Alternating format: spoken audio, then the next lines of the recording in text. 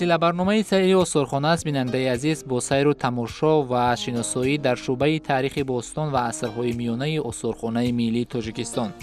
пас мутаваҷҷеҳ бошеду аз ин сайру тамошо ва аз таъриху фарҳанги пурғановати миллати тоҷик огаҳӣ пайдо намоед.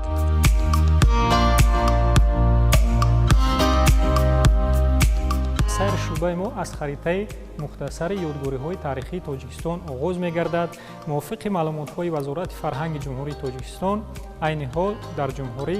наздикии 3000 ёдгорӣ ба қайд гирифта шуданд, ки қисмати зиёди ёдгориҳо дар шимоли Тоҷикистон, яъне дар вилояти Суғд воқеъ гардиданд. ва яке аз муҳимтарин ёдгориҳо дар вилояти Суғд ва умуман дар ҷумҳурии Тоҷикистон ин ёдгории Саразм аст, ки дар қисмати ғарбии шаҳри Панҷакент воқеъ гардидааст ва соли 2010 ба феҳристи мероси умумиҷаҳонии ЮНЕСКО дохил гардида буд. ҳамчунин бояд қайд кунем, ки ғайр аз Саразм боз ёдгориҳои дигари Тоҷикистон низ барои номнавишт шудан ба феҳристи мероси умумиҷаҳонии ЮНЕСКО пешниҳод гардиданд, ки дар ин ҷо расми баъзе аз ин ёдгориҳо ба намоиш гузошта шудааст. аз қабили қалъаи Ҳисор дар шаҳри Ҳисор, ёдгории Тахти Сангин дар ноҳияи Қубодиён, қалъаи Ямчун дар ноҳияи Ишкошим,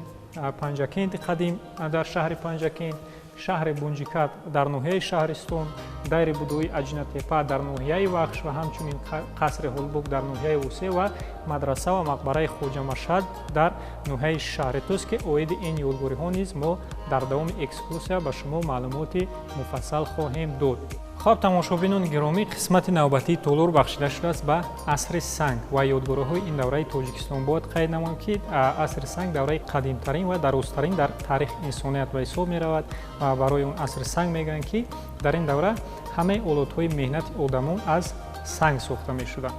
ва асри сангро одамон ба се давраи асосӣ ҷудо карданд: палеолит, мезолит ва неолит, ва ҳамчунин онҳо боз дар навбати худ зердавраҳо доранд. ва қадимтарин бошгоҳҳои асри санг дар Тоҷикистон ном дорад Кулдара, ки дар расми боло мо мушоҳида мекунем. Кулдара дар ноҳияи Ховалинг воқеъ гардида таърихи наздики 1 миллион сола дорад. ва ҳангоми ҳафродҳои бостоншиносие, ки дар ин ёдгорӣ аз ҷониби Владимир Ранов гузаронда шуда буданд, 96 то олатҳои сангӣ ва ҳамчунин устухони ҳайвоноти ваҳшие, ки дар он ҷо шикор карда мешуданд, ба даст омада буданд. ва ҳамчунин бошгоҳҳои дигари қадимтарин Тоҷикистон, ин бошгоҳи Қаратов дар ноҳияи Ёвон, ки таърихи 600 000 сола дорад, бошгоҳи Лоҳутӣ ва ҳамчунин бошгоҳи Обимазор, ки ин бошгоҳҳо таърихи 500 000 сола, 400 000 сола доранд ва онҳо низ дар ноҳияи Ховалинг воқеъ гардиданд. ва қисме аз бозёфтҳо, қисме аз олатҳои сангини ин чор бошгоҳ дар қисмати поён ба намоиш гузошта шуданд. яъне олатҳои сангини ин давра хеле оддӣ буданд, ки онҳоро дар илм чопер ва чопинг мегӯянд, ки онҳо асосан барои кӯбидан, буридан, тарошидан ва сурох кардан истифода бурда мешуданд. дар қисмати навбатии толор бошад, тамошобинони азиз, шумо расми олатҳои сангини давраи санг ва олатҳои имрӯзаи меҳнатро мебинед, ки онҳо дар муқоиса бо ҳамдигар дар ин ҷо нишон дода шуданд, ки барои тамошобин низ ин як маълумоти хуб аст, ки онҳо аз олатҳои меҳнати он давра хеле хуб ошноҳӣ бо онҳо пайдо намоянд. яъне вазифаи чунин олатҳои имрӯзаро дар аҳди санг ана ҳамин гуна сангҳо иҷро мекарданд. ва дар қисмат поён бошад, боз шумо бозёфтҳои дигар ё худ олатҳои сангини давраи мезолит ва неолитро мебинед, ки дар ин давра аллакай нуклеусҳо ва ҳамчунин микролитҳои гуногун пайдо мешаванд. ва ҳамчунин дар расмҳои дигар шумо бошгоҳҳои Кангурту дар ноҳияи Темурмалик ва ҳамчунин бошгоҳи Тутқавулро мебинед, ки он дар шаҳри Норак воқеъ гардида буд ва ҳоло дар ҷои бошгоҳи Тутқавул обанбори Норак воқеъ гардидааст. ва дар қисмати боло бошад тасвирҳои қадимтарини рӯйсангӣ аз Тоҷикистон ёфтшуда ба намоиш гузошта шуданд. бояд қайд намоем, ки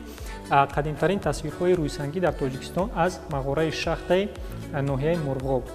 ба даст омаданд. дар қисмат поён бошад, тамошобинон азиз, шумо амсилаи Краманион ё худ Homo sapiensро мебинед, ки одамони давраи палеолити болоиро дар илм Краманион ё Homo sapiens, яъне одамони боақле мегуфтанд, ки онҳо аҷдодони бевоситаи одамони имрӯза ҳастанд, ки дар ин давра аллакай آنها برای خود خانه‌های کفه‌مانند می‌ساختند و از یادگاری یا خود از بازیافت‌های بسیار مهم عصر سنگ در تاجیکستان این شده‌های سنگی یافت شده از دهه لولیکوتل کولوب میباشند که در عرفه جشنگیری 2700 سالگی شهر بوستونی کولوب با راهبری بوستونشناس فیلیمونووا در شهر کولوب حفلات‌های بوستونشناسی گذرانده شدند و این شده‌ها از دهه لولیکوتل پیدا می‌گردند.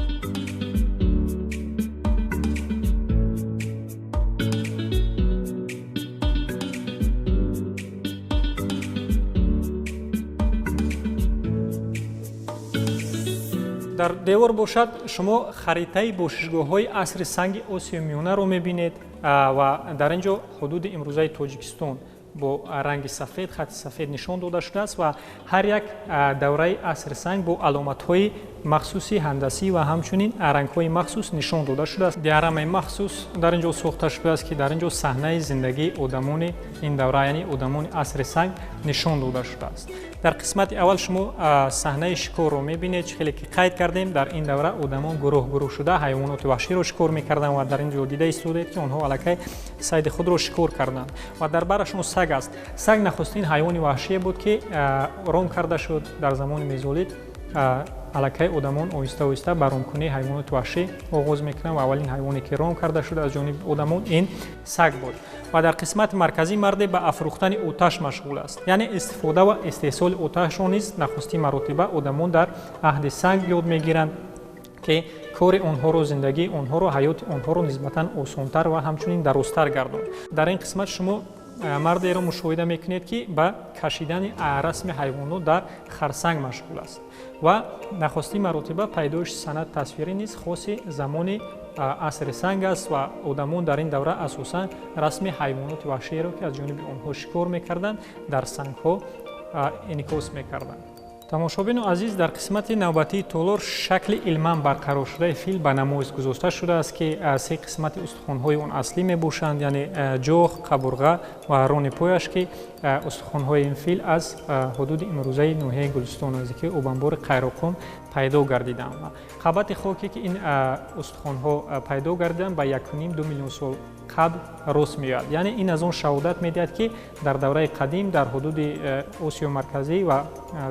تاجیکستان حیوانات بزرگجثه به مانند فیل، مامونت و امثال اینها زندگی میکردند و اقلیم آسیا مرکزی و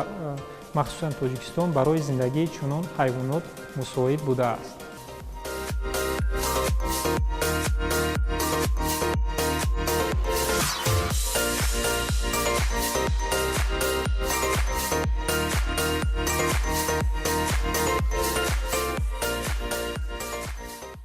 تماشابینان ارجمند، چطوری که معلوم است هنوز در دوره نیولیت تحولات بزرگ به میان آمد و انسانیت در زمان نیولیت توانست که یک کسب و هنرهای نو به مثل کشاورزی، کلالگری و صنعت تصویر را اختراع نماید. برای همین عصر برنج میگویند که انسان توانست که از دو فلز از میس و قرغاشیم یک متل نو را اختراع کند، یعنی برنجی را از این دو آمیخته استحصال نمود و با همین سبب این دوره را دوره نو را عصر برنج میگویند. قدیمترین یادگاری عصر برنج تاجیکستان که دوره قدیمترش به هزاره 4 پیش از میلاد منسوب است این سرزم می باشد و سرزم در قسم شمالی تاجیکستان انیقترش در ناحیه پنجکین واقع است و در این ویترین ما بازیافت‌های سرزم را می‌بینیم و اولین بازیافتی که به طور تصادفی یافت شده بود و بعدتر باعث تحقیق و کشف سرزم شد تبر برنجی میباشد و در پهلوی تبر برنجی باشد ما در اینجا قرغاشیم را می‌بینیم و در اینجا بازیافت‌های به نمایش مانده شدند که آنها از برنج آماده کرده شدند و در این گوشه باشد ما چنگک های برنجی را میبینیم که این چنگک های ماهیگیری میباشند و از این معلوم می شود که ساکنان سرزم هنوز در هزاره 4 پیش از میلاد به ماهیگیری مشغول بودند و همچنین در اینجا ما کاردها و سرنیزه ها را میبینیم. اگر کاردها در روزگار سرازمیان استفاده شده باشند، پس این سرنیزه ها در وقت عملیات حربی و شکار به خوبی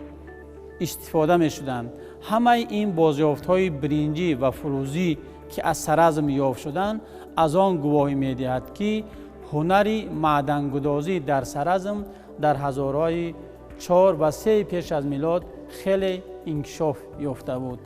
و از بازیافت‌های سرازم معلوم می شود که استحصال آلات سنگین هم در هزارهای 4 و 3 پیش از میلاد از بین نرفته بود و سرازمیان از سنگ آلات‌های گوناگون روزگار را تیار می‌کردند و استفاده می‌بردند. ما در اینجا یک بازیافت سنگی را می‌بینیم که این را همچون یک رمزی پیشوای قبیله می‌حسابند و در این قسمت باشد ما تیری پیکان‌ها را می‌بینیم که آنها از سنگ هم تیار کرده شدند و با هنری خیلی بلند آماده کرده شدند. در قسم دیگری اکسپوزیسیون آثارخانه ملی ما ظرفی خیلی زیبایی را می‌بینیم که از سنگ مرمر آماده شده است. حالا هم سنگ مرمری پنجکند خیلی مشهور است و از این بازافت‌های سرز معلوم می‌شود که هنوز در هزاره 3 پیش از میلاد در حدود امروزه شهر پنجکت از سنگ مرمر ظرف‌های گوناگون استحصال می‌کردند و در اینجا باشد دیگر بازیافت‌های سنگی را می‌بینیم که اینها برای بافندگی و ریسندگی استفاده می‌شدند. در اینجا باشد ظرف‌های خیلی زیبا و خرد را می‌بینیم که البته آنها برای گرفتن یگام دارواری یا دیگر مایع استفاده می‌شدند. سرازم با بناهای خود خیلی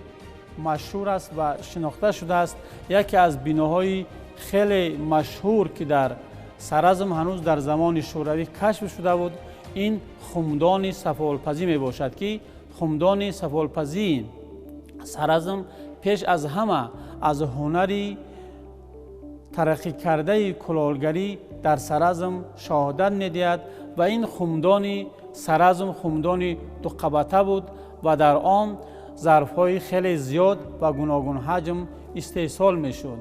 البته دیگر بناهایی که از سرازم کشف شد این بناهایی میباشند که آنها اصلاً از خشت خام ساخته شدند و شکل‌های گوناگون دارند. در این قسمت ما قسم قبرهای قدیمه را میبینیم و در اینجا باشد ما میبینیم که بناهای باقی مانده حجره‌های استقامتی سرازم از خشت خام ساخته شدند. البته محققان سرازم بناهایی که در حدود سرازم کشف شده است آنها را به قسم‌های گوناگون تقسیم کردند و از خلاصه عالمان معلوم می شود که بناهایی که در سرازم کشف شدند آنها هم برای استقامت منزل استقامتی بودند، هم بناهایی بودند همچون انبار استفاده می شدند و بناهایی بودند که برای اجرا نمودن رسم و آیین دینی مورد استفاده قرار داده می شدند.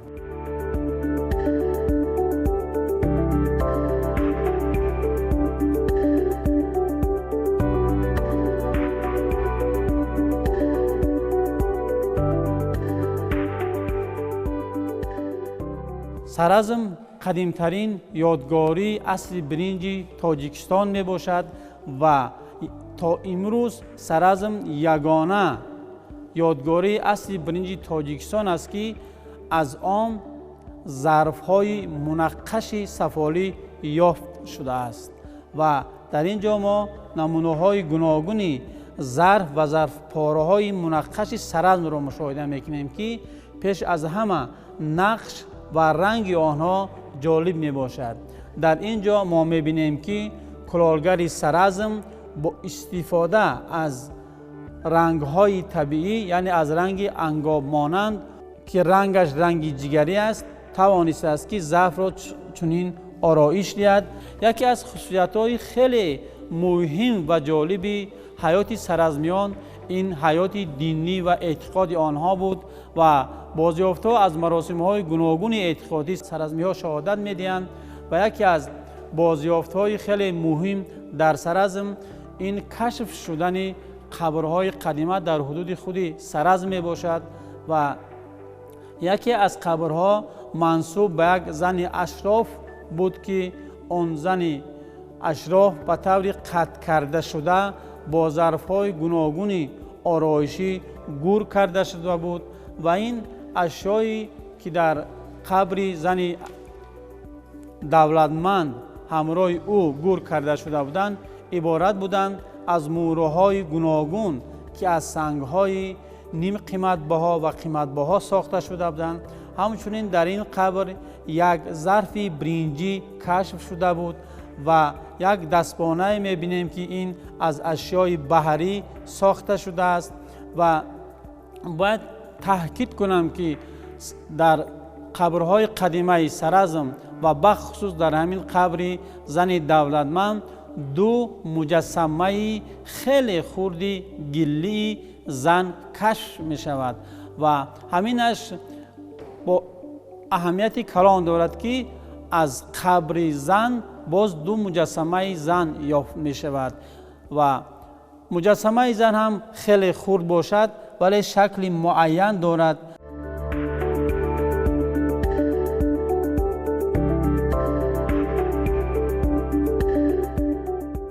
و البته علاوه بر سرزم از حدود جمهوری تاجیکستان باز یادگاری های گوناگون منسوب به عصر برنج یافت شدند که یکی از یادگاری های خیلی مهم این یادگاری های گورخانه زرچه خلیفه در ناحیه پنجکت می باشد و یک بازیافت خیلی تصادفی که از برنج ساخته شده است و شکل خیلی جالب دارد. این ظرفی است که ظرف آبریزش خیلی در از رویه می باشد و این به طور تصادفی از دهه فاطمه ناحیه امروزه عینی کشف شده است. در اینجا دو بازیافت منسوب به عصر برنج را می بینیم که این به یک اشیای ورزشی مانند است ولی این بارسنگی دستگاه بافندگی می باشد و در اینجا باشد ما بازیافت‌های تصادفی را می‌بینیم که از منطقه‌های گوناگون جمهوری تاجیکستان کشف شدند و خلاصه عالمان نسبت استفاده اصلی این بازیافت‌های درازرو یا سفته شده سنگی گوناگون است. مثلا عالم مشهور و محقق شناخته شده عصر برنج خانم وینگرادووا اینا را همچون ژزل یعنی نشانه حاکمیت می‌داند و دیگر عالمان اینها را میگویند که این سنگ‌های درازرویه سفته اینا اسبابی هستند برای درزمال کردن چرم ولی کمینه چنین اعتقاد دارد که چنین من به این خلاصه آمدم که این سنگ‌ها سنگ‌های قبر میباشند و آنها را همچون نشان در بالای قبر میگذاشتند و وقتی که قبر ویران میشد این سنگ‌ها داخلی اون ژرفای گور میافتیدند و با همین سبب امروز باستانشناسان این سنگ‌ها را اکثرا از داخل قبرهای ویران شده اصلی سنگ می‌یابند.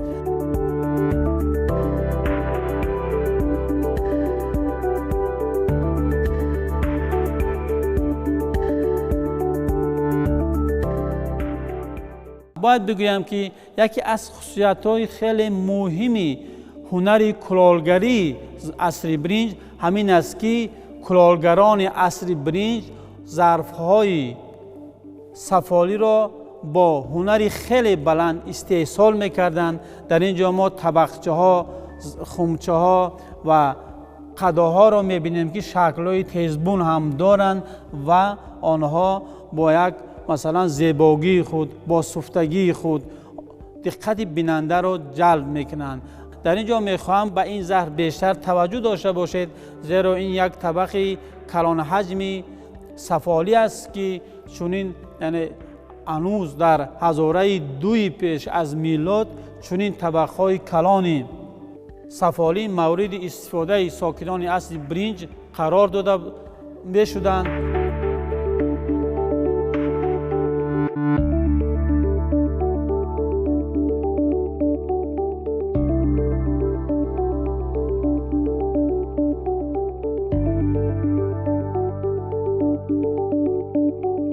یکی از نمونه‌های فرهنگی که از دشت قاضی پنجکت یافت شده است، این فرهنگی بازیافت‌های منسوب به فرهنگ اندرانوی می باشد و فرقیت این بازیافت‌ها بخصوص این ظرف‌های سفالی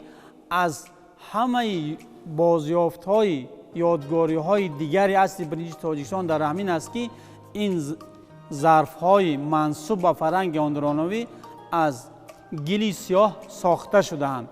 و همچنین از دشت قاضی در برابر چنین ظرف‌هایی که گلمایه‌شان گلمایه سیاه رنگ است، همچنین دیگر بازیافت‌های برنجی و مثل شده‌های برنجی که در اینجا ما شکل زنگ زده آنها را می‌بینیم کشف شده‌اند.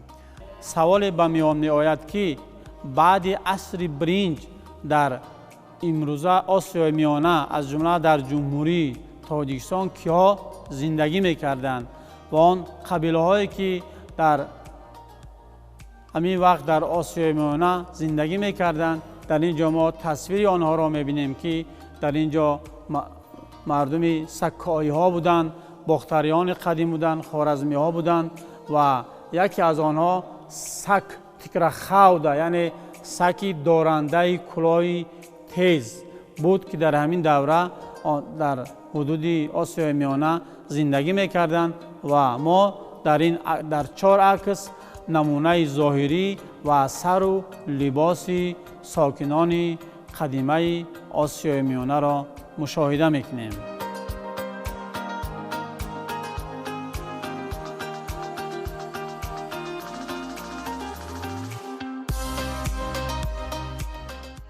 تالار نوبتی آثارخانه ملی تاجیکستان با فرهنگ زردشتی بخشیده شده است. مرحمت به تالار نوبتی آثارخانه ملی تاجیکستان. عصرهای 7-6 پیش از میلاد یکی از نیاگان قدیمه تاجیکان در آسیای میانه و عموما در باختر قدیم و سوق قدیم این کیانیان بودند که آنها شایگری‌های خود را تشکیل کرده بودند و در اینجا یکی از شای اساسی کیانیان ویشتاس تصویر شده است و در پهلوی ویشتاس ما تصویری اساسگذار یا پیامبر دین زردشتی زردوشت را می‌بینیم و در این گوشه باشد ما امثله کتاب مقدس دین زردشتی اوستا را می‌بینیم که در قسمت بالایش خط اوستایی و در داخل ورق‌ها باشد ما خطی هم پهلوی هم فارسی و انگلیسی و تاجیکی و روسی شعار اساسی دین زردشتی نوشته شده است که اصلا این نمون خمت خوخته خوارشته گفتار نیک پندار نیک و کردار نیک می باشد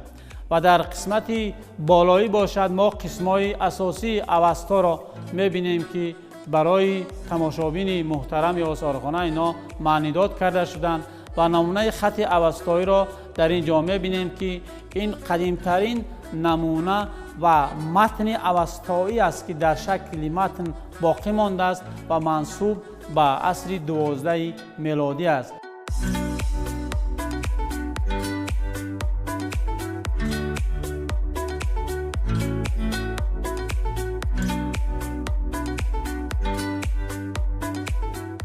یکی از مهمترین بخش‌های فرهنگ زردشتی این تقویم زردشتی می باشد و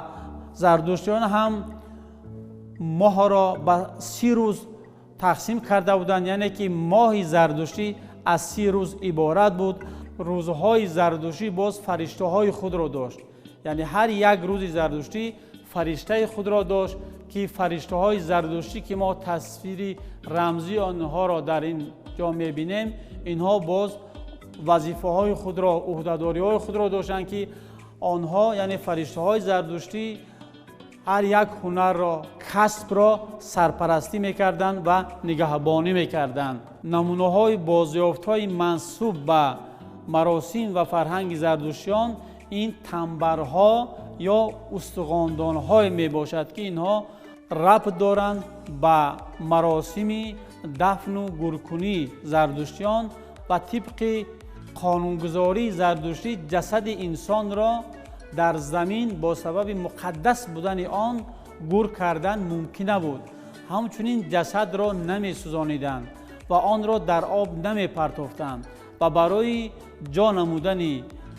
جسد انسان‌های ففتوده چون ظرف‌های منقش را می ساختند که این ظرف‌ها حجم‌های کلان داشتند. حجم‌های کلان برای انسان‌های کلان و تنبرهای خرد برای کودکان ساخته می‌شدند و این تنبرها به طور گوناگون استفاده می‌شدند. یک نمودی تنبرها که می‌بینید در شکل خیلی جالب ساخته شده است، این تنبری بزرگ حجم است که از ناحیه فرخار کشف شده است. همچنین برای جا نمودن چنین تنبرها یا که استخواندان‌های خرد چنین بنا را می ساختند که این بنا نعوس نام داشت.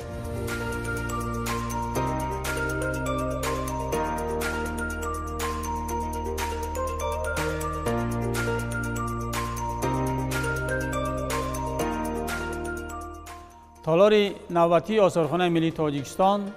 با گوشه به امپرای هخامنشی‌ها بخشیده شده آغاز می شود. چطوری که معلوم است هنوز 1000 سال قبل از تولد عیسی مسیح، یعنی در عصر 10 پیش از میلاد، یک گروه قبیله‌های آریایی از حدود امروزه آسیای میانه به حدود امروزه جمهوری اسلامی ایران کوچ بستند و این قبیله‌های آریایی از آسیای میانه به حدود ایران کوچ بسته در عصر 7 پیش از میلاد یک شاهیگری خود را با نام شاهیگری هخامنشی‌ها تشکیل کردند که اساسگذار این شاهیگری هخامن بود و بعدتر این شاهیگری به اولین امپریا در تاریخ انسانیت تبدیل می‌یابد. نقشه حدود امپرای هخامنشی‌ها را می‌بینیم. باید بگویم که حدود امپرای هخامنشی‌ها زیاده از 5 میلیون کیلومتر مربع را فرا می‌گرفت و آن در 3 قطعه عالم در آسیا، اروپا و آفریقا دامن پهن کرده بود و در حدود امپرای هخامنشی‌ها زیاده از 50 میلیون نفر زندگی می‌کرد که این برای عصر 5-6 پیش از میلاد مقدار خیلی هم زیاد است. پایتخت امپرای هخامنشی‌ها شهر پرسپال بود که امروز با نام تخت جمشید شناخته می شود و معنای واژه پرسپال یعنی شهر پارس ها می باشد و پایتخت هخامنشی‌ها را یونانی‌ها همینطور نام می کردند و البته حدود امروزه تاجیکستان هم به حدود امپرای هخامنشی‌ها داخل می شد، زیرا که هخامنشی‌ها حدود آسیای میانه را هم به امپرای خود وارد کرده بودند. بازیافت و نمونه یادگاری خیلی مشهور هخامنشی‌ها و عموما رمز دولتداری هخامنشی‌ها این پرچم هخامنشی‌ها می باشد. ما در پرچم هخامنشی‌ها یک قبه زرین نوک‌تیز، نقش هلال و تصویر مانند به شاپرهای شاهپرک و در قسم پایانی در متای مربع منقش ما تصویر عقاب بالدار را می‌بینیم که بالهای عقاب گشاده شده است و گفته می‌توانیم که نیاگان تاجیکان هخامنشی‌ها در تاریخ دولتداری انسانیت توانستند که بار اول عقاب را همچون رمز دولتداری استفاده نمایند. در اینجا ظرف تیزبون سفالی را می‌بینیم که تیزبون بودنش برای آن است که وقتی که در این آب را می‌گرفتند قسمت تیزبونش را در زمین می‌گرانیدند و آب را خنک نگاه می‌داشت و در اینجا دیگر ظرف‌های تیزبونی حجماً خرد را می‌بینیم که همه اینها از جمهوری تاجیکستان کشف شدند. البته یکی از شخصیت‌های تاریخی که ما از او افتخار میکنیم این کوروش کبیر میباشد که کوروش کبیر اساسگذار امپرای هخامنشی‌ها به شمار میرود و کوروش کبیر در تاریخ انسانیت مؤلف اولین اعلامیه حقوق بشر به حساب میرود. در اینجا ما نسخه اعلامیه کوروش کبیر را میبینیم که در بالای آن که گیل است با خط میخی و زبان بابلی متن اعلامیه کوروش کبیر کنده کاری شده است و حالا اصلی اعلامیه کوروش کبیر در آزارخانه بریتانیا محفوظ است و همچون نشانه ارجگذاری به اعلامیه کوروش کبیر، این چنین نسخه اعلامیه کوروش کبیر در بنای سازمان ملل متحد به نمایش گذاشته شده است.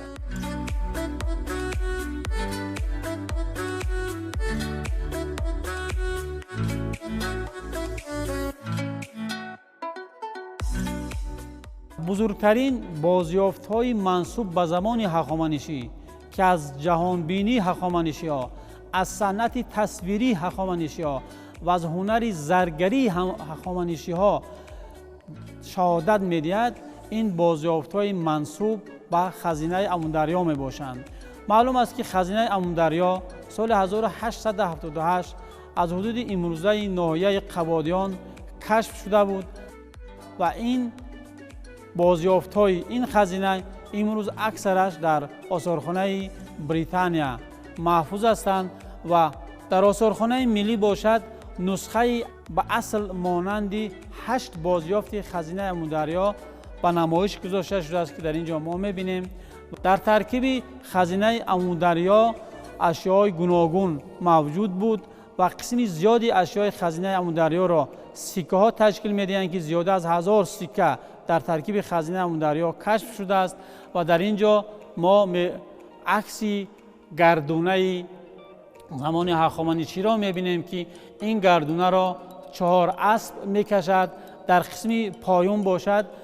ما تصویری زرین اسبی عصر 6 پیش از میلاد را می‌بینیم و در قسمت دیگر باشد ما در اینجا به خوبی می‌بینیم که اون کاهنان زردشتی در مجسمه ها خیلی به خوبی تصویر شدند و یکی از مجسمه های سیمین یا نخرگی بازیافت خزینه اموندریا در اینجا به نمایش گذاشته شده است و در این قسمت باشد ما می‌بینیم که یک ظرف خیلی خرد در شکل ماهی ساخته شده است، ولی خود ماهی یک تصویری واقعی و ریالی دارد که طبق خلاصه عالمان این ظرفی بود که برای نوشیدن می استفاده می شود و در این قسمت باشد ما تصویری بوزی کوهی را می بینیم که آن خیلی باوقار تصویر شده است. در اینجا باشد ما تصویری زرین شیر با هیبت را می بینیم که شیر هم رمزی دولت و دولتداری بود. در قسمت دیگر باشد ما عکس بازیافت‌های دیگری خزینه اموندریا را می‌بینیم و در این باشد در این ورقه طلایی ما می‌بینیم که یک مردی باختری بسیار به خوبی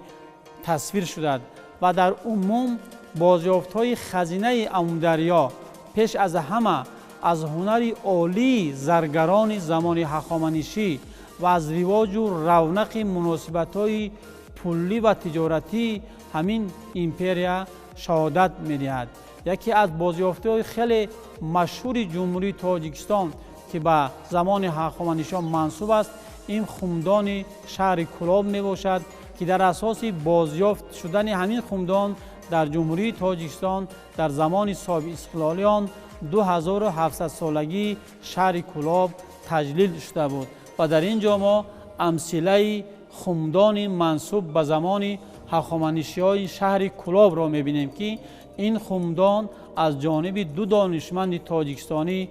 مظفر عزیزو و پاول سامویلوک سالهای 90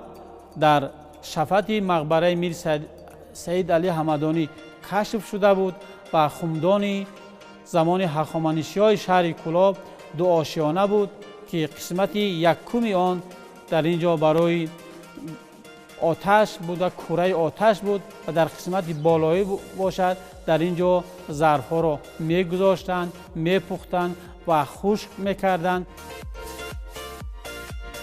بیننده عزیز، ادامه سری استخوان‌نویسی را از شعبه تاریخ باستان و عصرهای میانه استخوان‌های میلی هفته بعد در همین وقت و ساعت در برنامه بعدی با بهترین و عجیبترین معلومات پیشنهاد شما می‌نماییم. این برنامه سیر استخوان‌ها بود با سیر و تماشای شعبه تاریخ باستان و عصرهای میانه استخوان‌های میلی از تلویزیون سفینه. امیدواریم که از این تماشا لذت معنوی برای خود برداشت نمودید.